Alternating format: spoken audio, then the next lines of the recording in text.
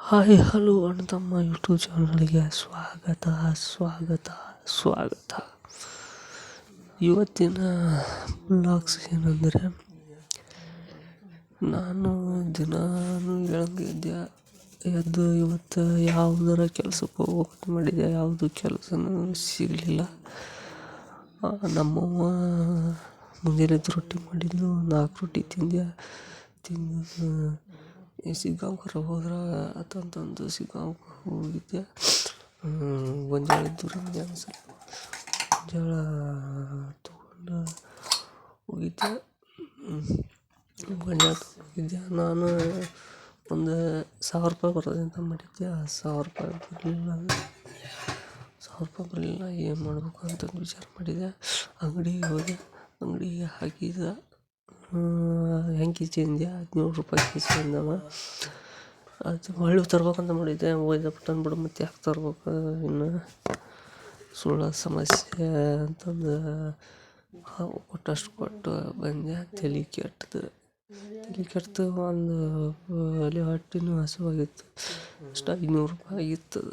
500 ರೂಪಾಯಿ ಬಂತು. 500 ರೂಪಾಯಿದಾಗ ಕಿರಾಣಿ ಒಂದು 100 ಕೆಜಿ ಅಕ್ಕಿ, ಹೊಳ್ಳಿ ಇದು ಅರ್ಬಿ ಹಾಕಿದ್ದು. ನಾನು ಅರ್ಬಿ ಹಾಕಿ ತೊಗೊಂಬಂದಿರಿ. ಅರ್ಬಿಗೆ 800 ರೂಪಾಯಿ ಅಂದವ. 800 ರೂಪಾಯಿ ಕೊಟ್ಟೆ. ಹೊಳ್ಳಿ 3 ಕೆಜಿ ಅಕ್ಕಿ, 2 ಪುಳಿಯೋಗರೆ ಪ್ಯಾಕೆಟ್, 10 ಕೆಜಿ ರವೆ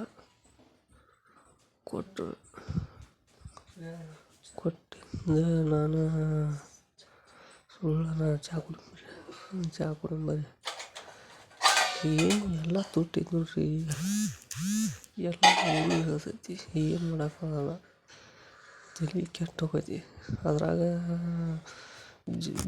ರೊಕ್ಕಿದ್ರೆ ಜೀವನ ರೀ. ಬಡವ್ರದ್ದು ಎಷ್ಟು ಕಷ್ಟ ಅನ್ನೋದು ನಿಮಗೆ ಗೊತ್ತು. ಹೊಳ್ಳಿ ಅರ್ಬಿಗೆ 800 ರೂಪಾಯಿ ಅವ್ರಿ.